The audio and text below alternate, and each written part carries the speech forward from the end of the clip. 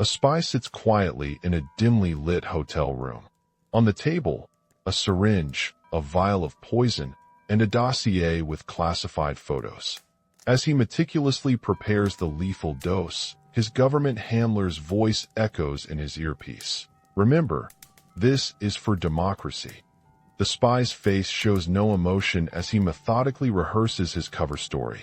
He isn't a sociopath recruited for his natural talents. He's a carefully crafted weapon, psychologically broken and rebuilt by his own government. In his pocket, a medal for patriotism. In his eyes, nothing. This is no movie scene. This is standard operating procedure in the real world of espionage. The heroes protecting your freedom were often men and women deliberately stripped of their humanity, transformed into what psychiatrists would diagnose as functional psychopaths. This is the secret history they'll never teach you about the spies who saved the world. You felt the cold click of the hotel room. You heard the handler's voice. That opening image doesn't appear in schoolbooks or in the voiceover of the official documentary.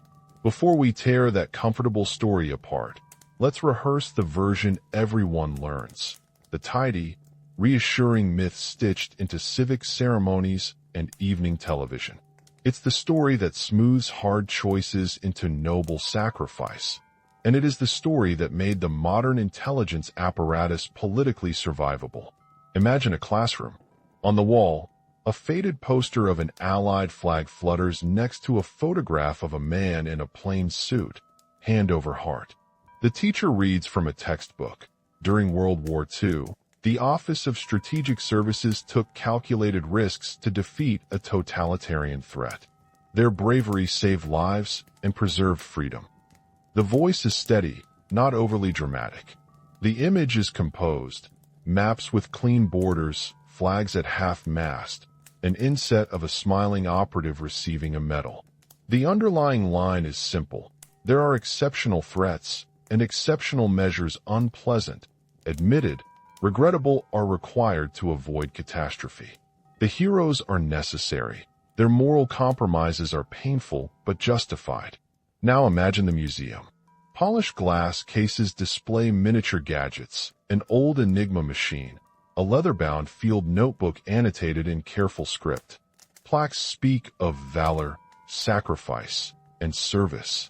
Visitors are handed an official brochure with photographs of the OSS, the heroic raids, the spies who took risks others wouldn't. The brochures never show the interrogation chambers, the psychological experiments, the financial bribes, or the bodies no one wanted to catalog. The museum tells you a sanitized lineage, heroes in the shadows, guardians of the Republic. And the films. In the neat mythology, spies are elegant, troubled, but ultimately moral. Bond drinks his martini and chooses the country over comfort. Bourne loses memory but recovers his ethics and saves the innocent. Even when the protagonists commit violence, it is framed as necessary, personally costly, and emotionally wrenching. The moral calculus is cinematic and comfortable. If danger is existential, limits can be bent, but the core personhood remains intact. This is not an accident. This telling is curated. It is the version that secures budgets, recruits, public trust, and legislative patience. Hear this official language in 3 representative voices, the ones that shaped generations. Freedom's defenders operate where rules must bend. They accept burdens the rest of us cannot bear. A speech excerpt from a post-war personnel chief, voice calm, measured. We neither celebrate nor condone violence. We recognize tragic necessities when statesmen choose them to prevent greater evils. From a university press release funded by an agency-sponsored research grant. Those who worked in secret did so to protect homes, families, and democracy itself. A commemorative plaque inscription, polished and final. These statements are round, confident, and morally tidy. They sound like common sense. They are the version meant to soothe. But why did this version become dominant? Who benefits from a story that cleans the edges off coercion and obscures the grime of improvised morality? At a glance, it seems obvious. intelligence agencies benefit, political leaders benefit, defense contractors and film studios benefit. The myth creates a moral umbrella that protects budgets, justifies covert action, and reframes wrongdoing as painful necessity. It feeds a cycle. The more credible the myth, the easier it is to conceal questionable acts. The easier those acts are concealed, the stronger the myth looks in hindsight.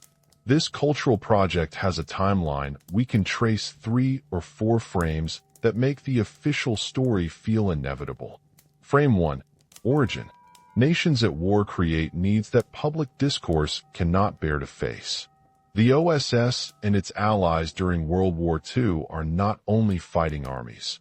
They invent new ways to gather intelligence, to deceive, and to sabotage. These methods are, by definition, hidden. The wartime story emphasizes victory, not doubt.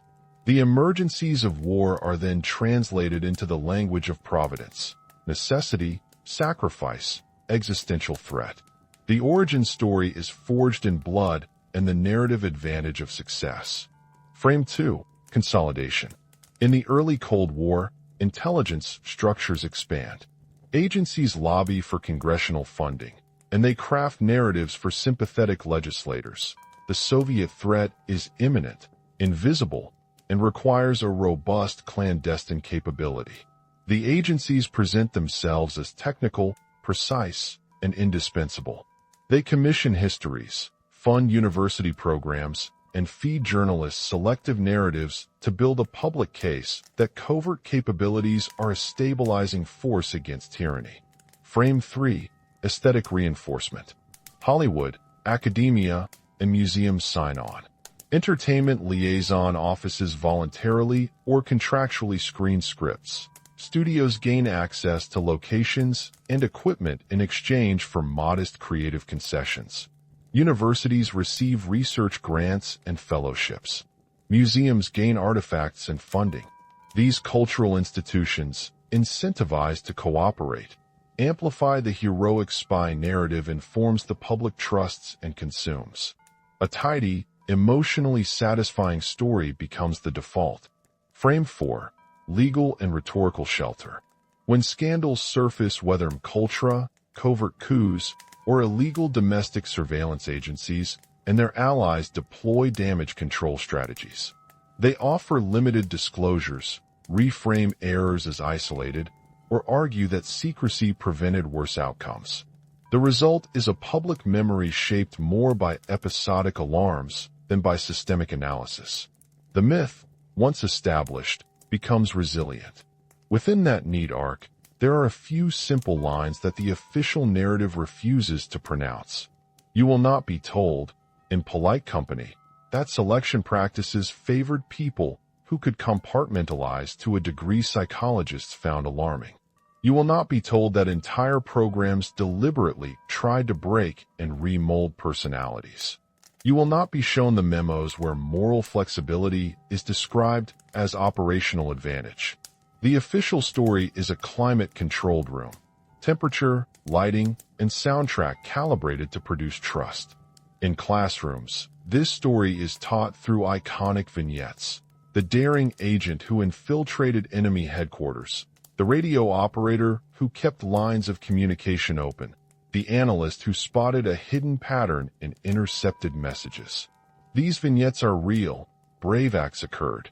But they are chosen vignettes. They are not the whole ledger. Too short, crafted dramatizations capture how comfortable the official myth feels. Scene 1. A national holiday gala. A veteran in a small lapel flag stands before a crowd. The host calls his name, and the room rises. The veteran gives a short, guarded speech about duty. Cameras zoom in. The public sees honor. They do not see the late-night briefings that led to the orders, the canceled investigations, or the secret assurances given to foreign regimes in exchange for access. Scene 2. A classroom reading a textbook. A child traces a map labeled with Allied victories. The text's final paragraph hints at moral complication, but moves quickly to the cost of freedom. The child learns gratitude. The systems that made the cost acceptable are invisible. The official narrative has agencies need budgets and operational latitude. Politicians need plausible deniability and credited victories. Academics and cultural producers need funding and access. There is a convergence of interests that naturally prefers an inspiring narrative to a morally complicated one. But the official myth does more. It produces a moral economy in which exceptions to law and empathy accrue symbolic value. Look at how honors and memorials are used. Medals do more than recognize action. They sacralize it. They provide a cultural cover that reassures the public and comforts the operative survivors. They reframe troubling acts within a moral ledger that seldom balances costs against long-term harms, political, legal, and psychological. The official story is efficient. It makes an uncomfortable institution politically manageable and recruits new generations with stories of noble hardship. It reduces complex debates about rights, sovereignty, and human dignity into manageable moral narratives. There are heroes. They sometimes do dark things. Trust them. Yet the comfort of this story creates the very conditions for abuses it claims to prevent. When institutions are defended by sacred narratives, inquiry becomes unpatriotic. Secrecy thickens. Oversight atrophies. The myth builds its own immunity. And here is the quiet, critical observation that hardly ever makes it into the tidy textbooks. Much of what the public calls heroism in the intelligence world depends on the active selection, shaping, and protection of people who have been encouraged or coerced to operate outside normal human empathy. That selection is not incidental. It is part of an operational design that required, at times, scientific intervention to remove moral breaks rather than to strengthen them. That brings us to the dissonance. You learned one story in school. Real recruitment, training, and operational history tell another. We are about to unwind that difference. But before we proceed, a brief moment of gratitude. Thank you for staying with this investigation so far. This channel is new. Every subscriber helps us keep digging into stories your history class skipped. If you find this uncomfortable but important, consider subscribing. Our goal is 1,000 subscribers so we can expand this work and fund deeper archival searches. The official myth is comfortable, but it is good only at one thing: protecting institutions from accountability. In the next section, we'll begin to pry at the seams, showing recruitment documents, internal memos, and testimonies that reveal preferences and procedures that contradict the heroic archetype. We'll start with the candidates the agencies quietly preferred, and how those preferences revealed a set of values far from civic heroism. The first cracks in the facade are smaller than we think, but together they form a pattern impossible to ignore. When you stop and look at who was chosen to do the dirty work, the neat story falls apart. The heroic archetype implies that intelligence agencies recruited courageous idealists willing to sacrifice for the public good. The archival record, by contrast, suggests they were often looking for people who could do what the rest of us couldn't without blinking. Begin with recruitment. Picture a recruiting office in a post-war city. Sterile furniture, brass plaque on the door, a sign offering careers in national service. Applicants arrive with polished resumes and steady hands. Behind a thick pane of glass, an assessor slides dossiers in a careful sequence. The assessment isn't about how someone responds to moral dilemmas. It's about physiological calm during deception, about the ability to mask emotion, about compartmentalization. Declassified selection protocols show surprising priorities. Candidates who scored highly on cognitive tests but low on measures of empathic responsiveness were not penalized. In some cases, they were preferred. Language and internal memos used clinical terms: affect flattening, compartmentalization, emotional resilience, but the worryingly specific examples suggest more. One redacted memo from the 1960s reads like an operational shopping list. Prefer recruits demonstrating low autonomic reactivity to deception, facility with sustained deceptive identities. willingness to engage in morally ambiguous tasks. That sentence, cold and technical, reveals a central truth. Operatives were selected for their capacity to disassociate from the moral consequences of their acts. Consider Operation Paperclip, the official line. We needed expertise to beat the Soviets. The truth is complicated. The U.S.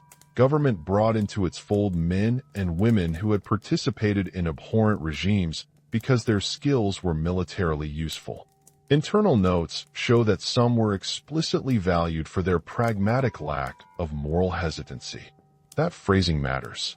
It doesn't merely describe a past association. It signals an attribute the agency found operationally desirable. Now layer in the institutions that converted that preference into practice. Psychologists and psychiatrists turned assessment into an industrial process. Contracted clinicians devised tests and interviews designed not to heal but to measure. They built diagnostic tools to identify, quantify, and rank traits such as manipulativeness, diminished empathy, and sustained deception. Where therapists elsewhere sought repair, these clinicians refined categorization.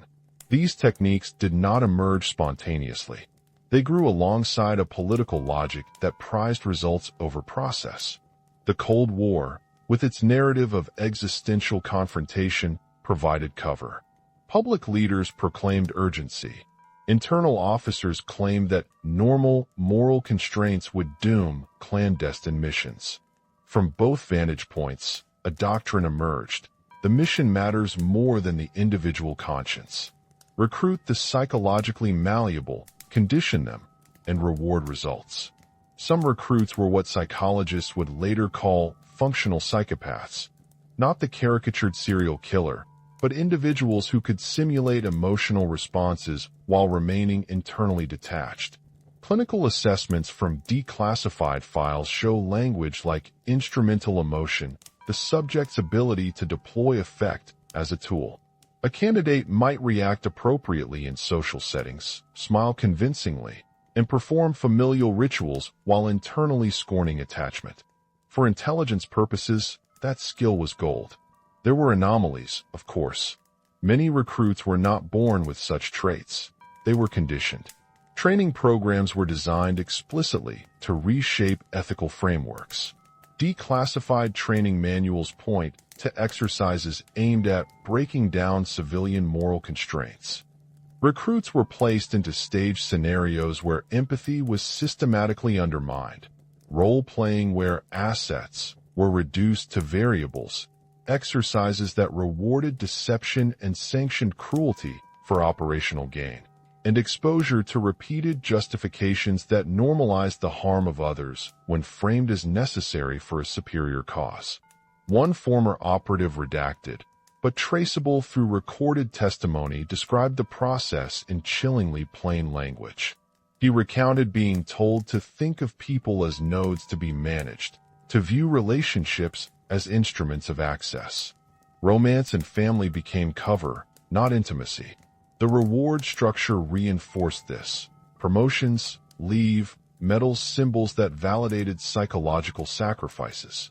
In the field, the best operatives were those who could sustain multiple, overlapping identities without meaningful disintegration. That capacity was celebrated. The human costs were reclassified as occupational hazards. At the institutional level, those who refused to participate were pushed out. Officers who voiced moral reservations found promotion paths closed, were reassigned to mundane desk jobs, or faced subtle pressures to conform. The effect over time was selection by attrition. Those unwilling to compromise were weeded out, leaving a core more uniformly comfortable with moral elasticity. Consider Thomas, a composite drawn from several declassified case files.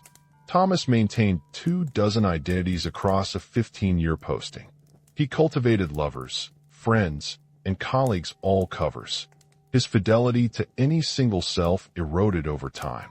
In interviews, Thomas admitted he could no longer tell which relationships were real. He referred to emotional life as operational cover and described intimacy with the same vocabulary used for handling assets. Thomas retired into isolation. George Hunter White, who supervised parts of Midnight Climax, wrote in a private journal about the giddy sense of permission that the program afforded. His language, disturbingly candid, spoke of fun and blessing, of acts that would be condemnable outside the cloak of secrecy. That candor matters because it reveals an institutional culture where transgression becomes play when sanctioned by the state. The researchers recorded the human subject's vulnerability as merely data. Scaling beyond the laboratories, such experiments influenced operational doctrine. If a person's loyalties and inhibitions could be chemically or psychically altered, then the boundary between subject and object collapsed. Operational ethics receded. Technicians and field officers shared strategies for bending will. The distinctions between wartime necessity and criminality blurred. Internationally, similar patterns emerged. In Guatemala and Iran, covert operations involved coups, assassinations, and psychological campaigns designed to destabilize. Field cables and memos reveal explicit toleration for brutality if it assured geopolitical advantage. Diplomatic channels were used to shield operatives who ran such campaigns. The pattern repeated: authorized deception, weaponized propaganda, and willingness to endorse violence in service of national aims. We must stress one important dimension. These programs and selection practices had consequences not only for foreign targets, but for democratic institutions themselves. Lawmakers were often deceived or only partially informed. Oversight mechanisms lagged behind operational expansion and were commonly subverted by claims of necessity and secrecy. When abuses surfaced, the response was often defensive: denials, redactions, selective disclosures, and institutional memory control. Investigations like congressional hearings would elicit some facts, then be rolled over by legal maneuvers and institutional inertia. Limited hangouts admitting a small, embarrassing fact while keeping the worst hidden became standard. The personnel paid a different price. Numerous interviews and declassified psychological evaluations show a cohort of former operatives struggling with addiction, divorce, and a profound identity crisis. Some sought therapy with clinicians who had previously been contracted by the very agencies that trained them. Others drifted into anonymity, living double lives they could never reconcile. The agencies, for their part, often provided minimal post-service support. The patriotism narrative offered medals and parades, but not necessarily the psychological care that would allow operatives to rebuild moral coherence after years of sanctioned detachment. If you have seen films about spies and wondered why the characters often fall apart in solitude, that trope is less fiction than parable. The institutional design not only tolerates moral injury, it creates it. That process, institutional and methodical, produces the functional psychopath, not always by selection, but by slow, deliberate conditioning and reward structures that valorize emotional compartmentalization. Now, a harder question: did the agencies know what they were doing? The evidence suggests yes, at least in broad strokes. Internal memos linking selection criteria to operational outcomes, contracts with psychiatrists who designed assessment instruments, and the deliberate shaping of training curricula all point to an intentional design. Some officials recognized the moral stakes and warned of potential blowback. Others, vested in efficacy and victory, argued the risks were acceptable. The debates were not absent. They were simply subordinated to the political arithmetic of the moment. This institutional choice, prioritizing operational flexibility over moral integrity, left geopolitical and domestic marks. On the global stage, coups and manipulations often bred long-term instability, anti-American sentiment, and cycles of violence. Domestically, the erosion of institutional transparency weakened democratic accountability. Individually, the human toll included mental illness, broken families, and the slow erosion of the very civic virtues intelligence work claimed to defend. Given all this, the myth of the kindly, reluctantly violent hero looks less like a faithful portrait and more like a convenient billboard. It advertises sacrifice while obscuring the mechanisms that make sacrifice possible and profitable. As we close this block, the central unease should be clear. The heroic narrative is not merely incomplete. It actively conceals the selection, conditioning, and justificatory apparatus that created operatives who could, in practical terms, be expected to do what ordinary citizens could not.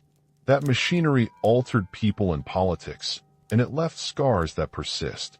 In the next stretch of this investigation, we'll move from the selection and conditioning to the visible, human consequences case files, debriefings, and the slow unspooling of careers. We'll also examine moments when dissenters tried to sound alarms and were dismissed or silenced. But for now, you watched a portrait shift. The comfortable story has cracks, and those cracks lead to a deeper question one will return to later. If a state deliberately cultivates people who can operate without usual moral breaks, what does that do to the society that endorsed it? Behind the marble facade of ministries and the polished portraits of decorated veterans, the everyday machinery of intelligence looks less like a heroic novel and more like an office that never closes. Fluorescent lights hum above navy blue carpet. Men and women in civilian clothes pass through security turnstiles with identical black cases. In the corridors you hear low, urgent voices. On the walls, framed citations that tidy once messy choices into neat language. The choreography is practiced. Briefings at dawn, cover identities arranged at lunch, deniability prepared in the evening. The field is method and habit.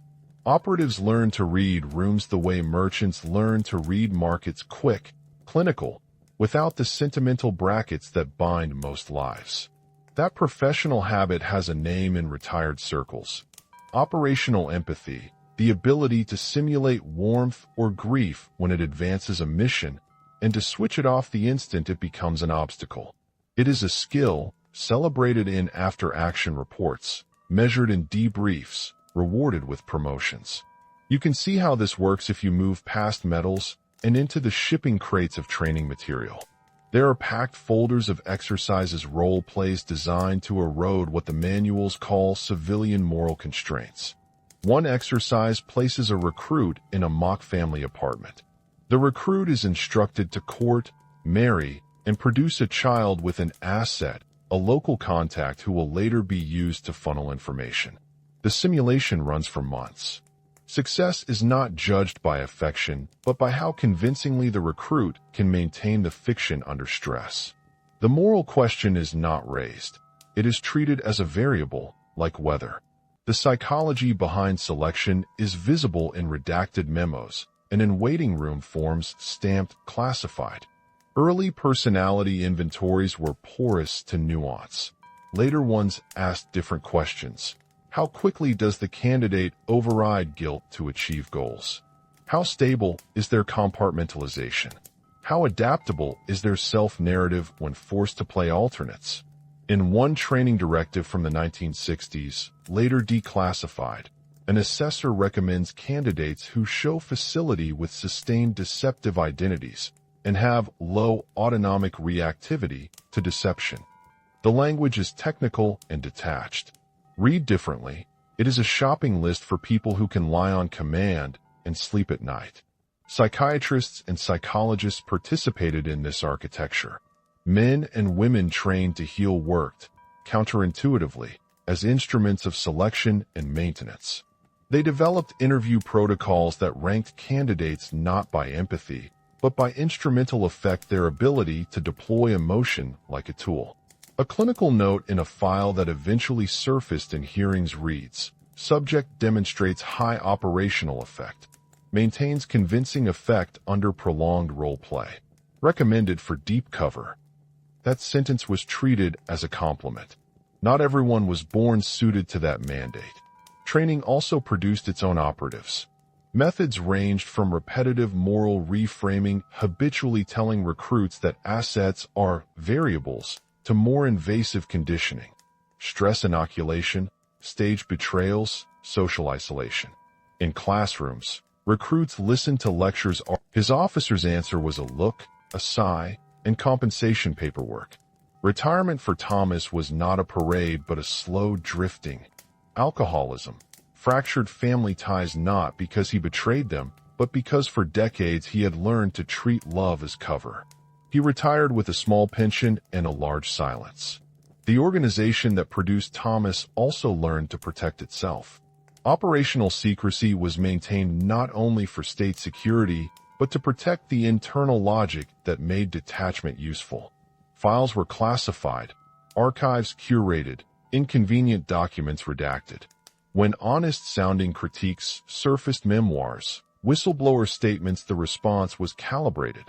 Partial disclosures, litigation, and targeted leaks designed to reassure rather than illuminate. The pattern created a social shield. The public saw heroism. The institution preserved practice. This hidden world requires certain forms of moral amortization. Officers were taught to believe that emotional costs were occupational hazards, unfortunate, but subsidized by a higher good. Awards and medals performed the moral accounting. The ceremonies that honored sacrifice also functioned as moral ointment. Bright stars pinned to chest offered a tidy narrative. If someone feels bad, the state will name it sacrifice and the community will accept it. The emotional labor of canceling conscience was thus amortized across civic rituals. Yet this architecture contains a fragile seam. Institutions that normalize detachment create conditions where transgression becomes routine. The faster an organization rewards emotional partitioning, the more likely it is to accept actions that, elsewhere, are called crimes. And the seam offers a hint at what comes next. Routines and normalizations reach a threshold where official toleration shifts into systematic practice. The next scenes are less about selection and more about what happens when those selected are unleashed, when methods approved in theory are trialed in the wild. What follows is not an exception, it is proof of principle. The apparatus has been tested, and the tests have consequences. The question awaiting the next chapter is simple and dreadful. When the experiment moves beyond the lab, who keeps score? The room where the most consequential experiments took place was ordinary by design, an office converted into a lab, a rented house with one-way glass, a suite of rooms that smelled faintly of aftershave and antiseptic. The people who entered those rooms thought they were meeting strangers, lovers, acquaintances. They did not know they would be watched, recorded, and measured. They did not know that the curiosity of technicians and the ambitions of statesmen would intersect in the most intimate parts of their minds. Operation Midnight Climax reads, in files and recollections, like a case study in institutional moral collapse. Brothels financed, in part, by clandestine money. Observers crouched behind one-way mirrors. Cups of tea spiked with LSD or other psychoactive compounds. Men and women who believed they were pursuing pleasure instead became experimental subjects for techniques designed to dissolve normal patterns of resistance, shame, reticence, memory. George Hunter White, one of the operations supervisors, kept a private journal that later surfaced. In it, he described the enterprise with a tone that mixed technical fascination with crude bravado. Fun, fun, fun, he wrote. The phrase is not merely shocking for its content. It reveals how state-sanctioned projects can invert moral categories until cruelty becomes play. Sidney Gottlieb, who ran the chemical division that funded much of MKULTRA's work, and other senior officials rationalized these acts as necessary for competition with adversaries who were also experimenting with psychological techniques. The rhetoric of existential threat, Soviet brainwashing, communist subversion provided a protective grammar. Collectively, they invent distance, legal distance, moral distance, psychological distance. When a word changes, the shape of the deed changes with it. The mind has less friction in accepting the practice. The agencies quickly realized that texts, images, and cultural tokens were terrain. They invested in the entertainment industry, universities, and museums, each a node in the public imagination. Hollywood received a steady stream of access and technical support in exchange for scripts that treated intelligence as noble and competent. Declassified memos show script notes recommended by agency advisors. Change this scene to emphasize sacrifice. Cut this line that suggests doubt. The cost to studios was small. The benefit, enormous real equipment, real locations, an authentic veneer. The result was not propaganda in the blunt sense, but a steady diet of stories that made secrecy seem glamorous and moral ambiguity seem personal and tragic rather than systemic. Film is complemented by scholarship. Agencies have long cultivated think tanks and academic programs endowing chairs, funding research, and sponsoring conferences. Journalism is courted with selective leaks and briefings. Museums receive artifacts and donations. Universities accept fellowships and grants that produce respectable-sounding histories and policy recommendations. The effect is a layered legitimization. Academic language softens critique. Cultural artifacts beautify strategy. Respected pundits normalize the frame. The interplay between soft power and hard secrecy is what turns emergency logic into common sense. Media management is surgical. When scandals emerge, the immediate move is damage control. The limited hangout is the archetype. Reveal a minor truth, bury the larger one.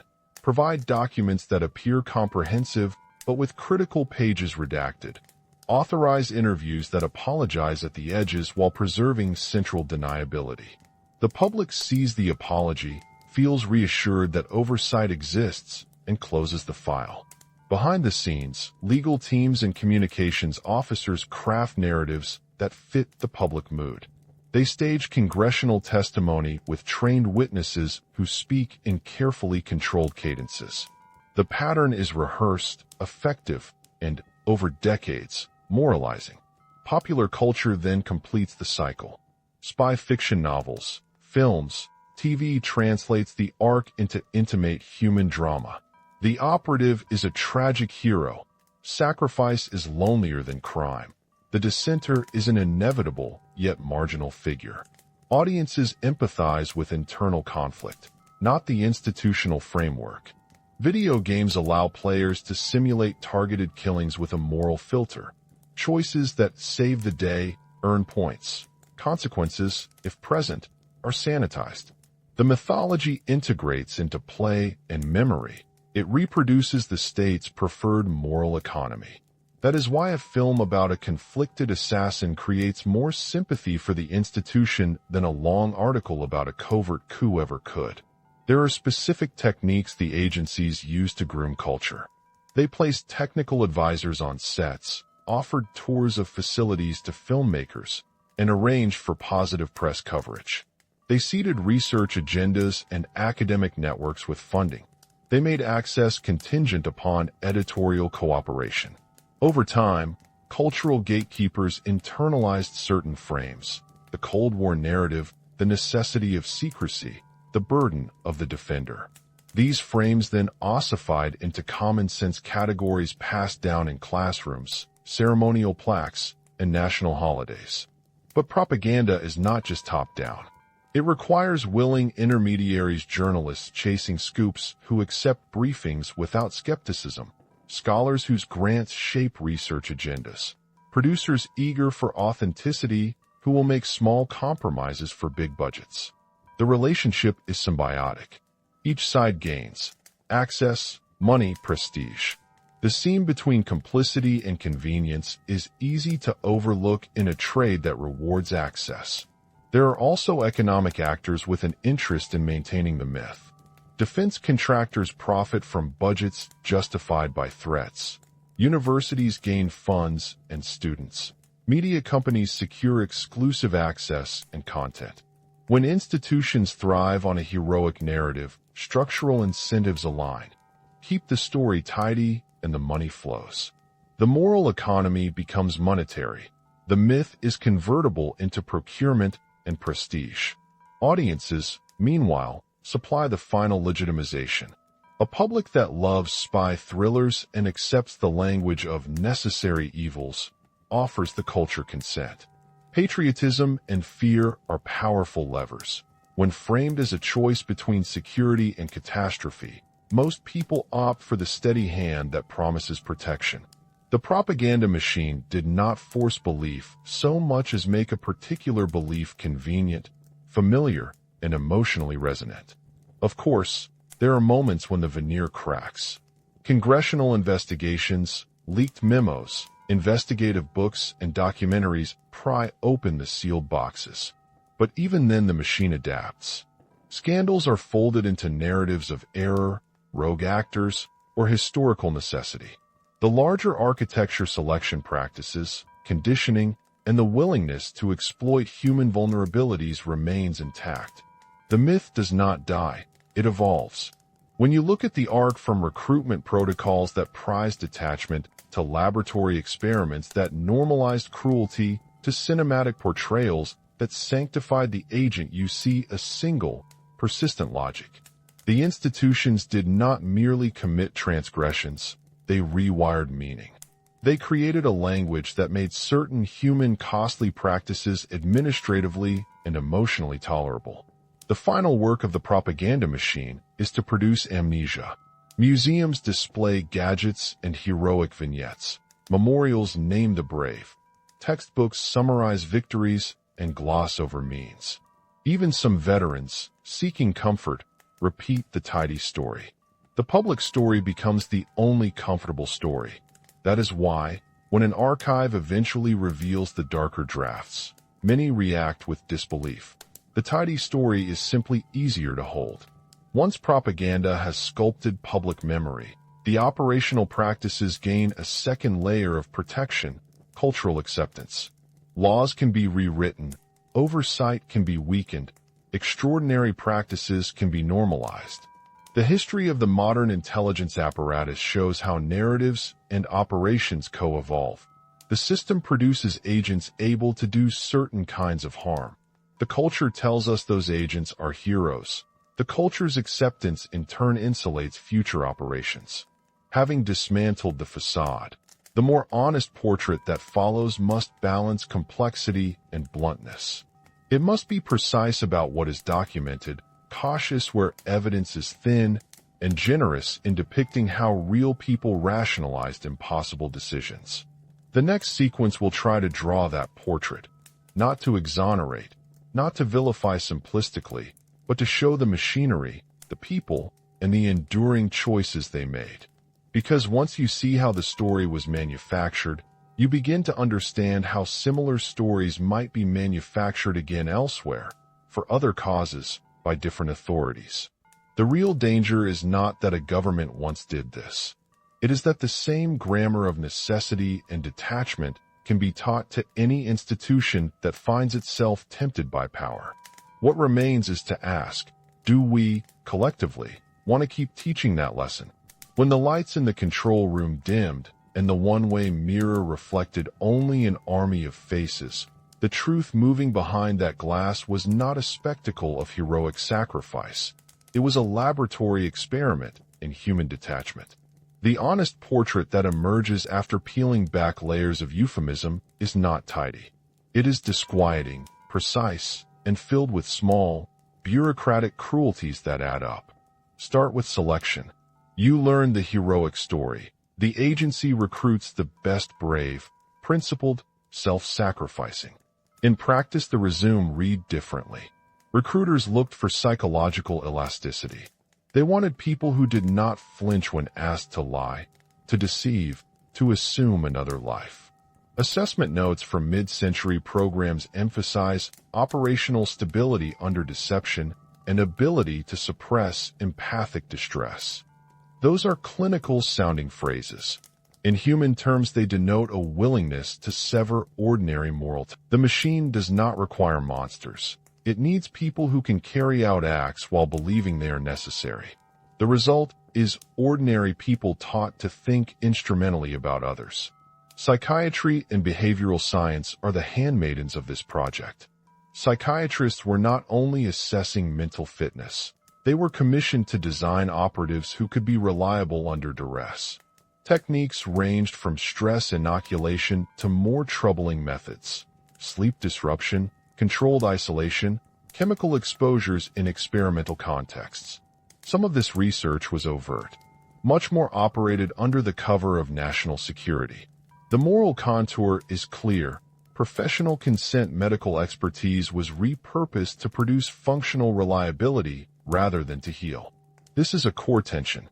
It is one thing to prepare a soldier for combat stress. It is another to re-engineer moral sensibilities. You saw the image of the lone agent in a hotel room. Now picture instead the quietness of offices where policy and training intersect. A mid-level official signs a procurement order for behavioral conditioning services. A memo notes that certain candidates benefit from reduced empathic resonance. The language is bureaucratic, the consequences not. Decisions made in such rooms cascade into operations that target vulnerable populations, exploited assets, and unwitting citizens used in experiments. The historians traces those memos like footprints to the scenes of harm. Not every operative becomes a clinical psychopath.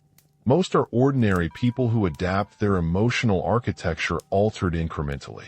They learn to display socially normative emotions when necessary, to smile at a child's recital after a night of sanctioned violence. Psychologists call this instrumental emotion, authentic seeming effect produced as a tool. To outsiders it resembles normal humanity. Inside, it functions as camouflage. The toll is private and cumulative. Retirees report substance dependence, estranged families, and nightmares. Some leave broken. Others acclimate, telling themselves the story the institution taught them. Sacrifice for the greater good. The institutions themselves protect these people structurally. Chain of command obfuscates responsibility. Compartmentalization makes moral accounting rare. When operations go wrong, paperwork gets refiled, memos are redacted, and blame migrates to the lowest visible rung.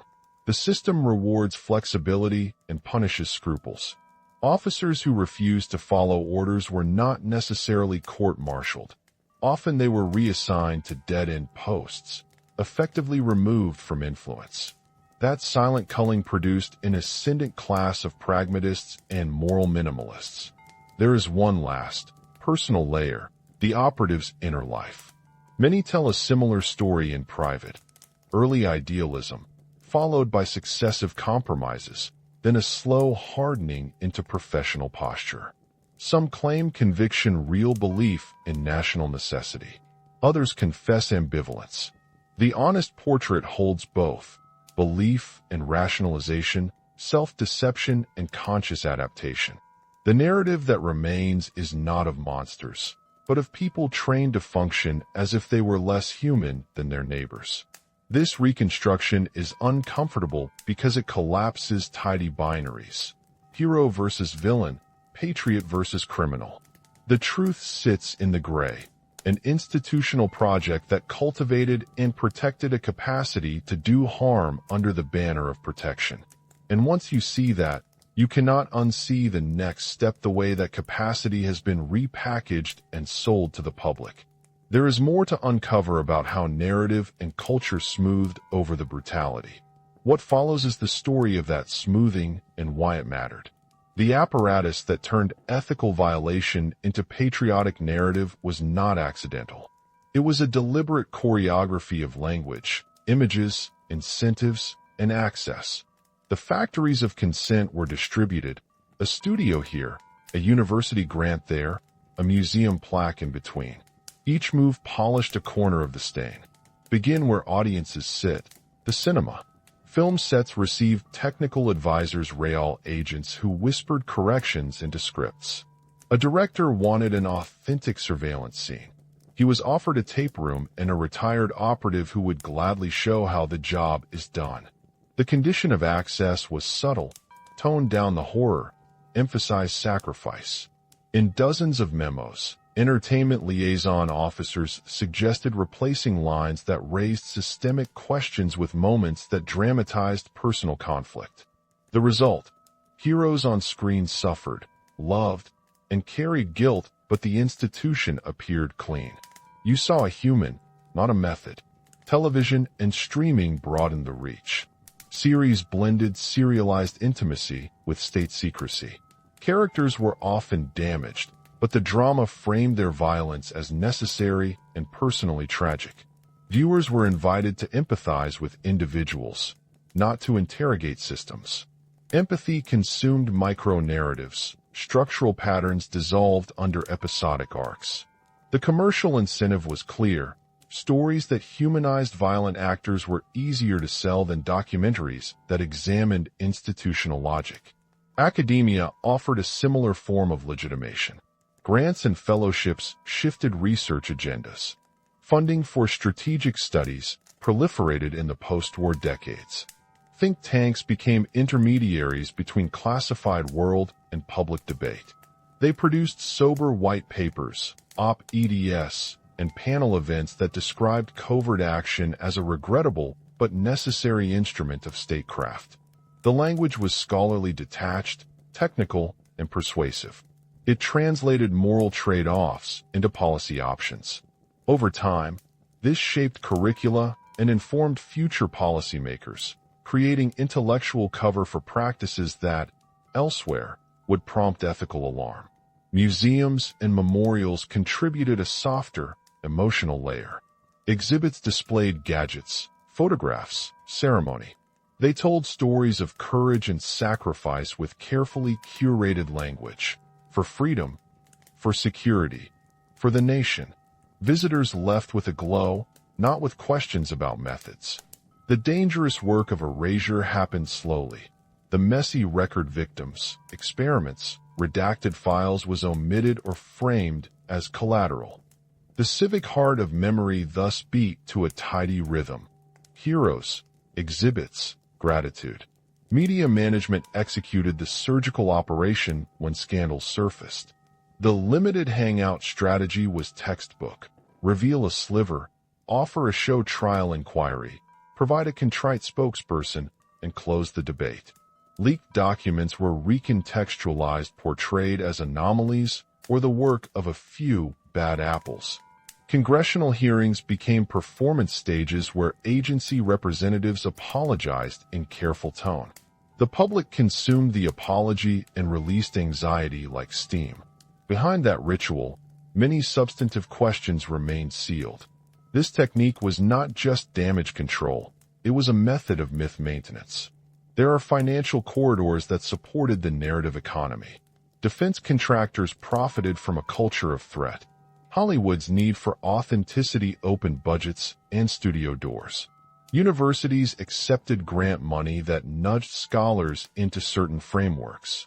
Journalists gained access and scoops if they played the access game. Think of it as a marketplace of exchange. Access for collaboration, funding for narratives. When institutions and markets mutually reinforce each other, myths become commercially rational. You, the viewer, participate in this system in small ways. When you watch a thrilling spy drama and laugh or cry at its human moments, you are being invited to collapse systemic harm into intimate tragedy. That is not merely entertainment. It is a civic process that shapes what appears possible. Empathy for individuals becomes consent for institutions. Once consent is widespread, oversight grows weaker because the public sees no imperative to probe a beloved image. Cultural intermediaries amplified the message. Journalists who favored scoops over deep investigations accepted off-the-record briefings. Columnists framed intelligence activity in terms of heroism. Even critical works often focused on procedural reform, how to do secrecy better rather than unsettling the entire moral premise. Over time, the public discourse narrowed. Debate centered on limits and oversight, rarely on the foundational acceptance that some people should be allowed to do harm in the name. But each revelation goes through the same filter. It must win attention, survive the limited hangout, and then hope cultural institutions amplify the truth rather than reabsorb it. That uphill battle is structural and expensive. The propaganda machine is not one monolith. It is a network that rewards the reproduction of certain frames while marginalizing sustained, systemic critique. Consider a concrete scene. A leaked memo about illegal experiments hits the press. A primetime investigative show covers it. A senator calls for hearings. The agency responds with an internal review and a restrained apology. A film that year humanizes an agent tangled in moral doubt.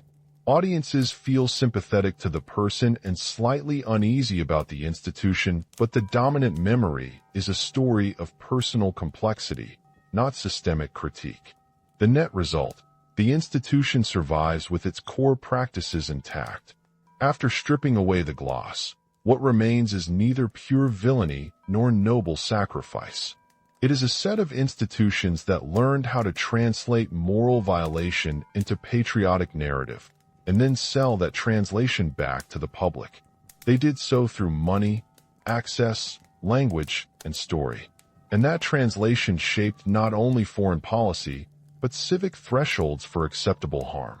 The critical question becomes, once a society learns to accept certain people as exempt from ordinary moral rules, how do you rebuild the rules themselves?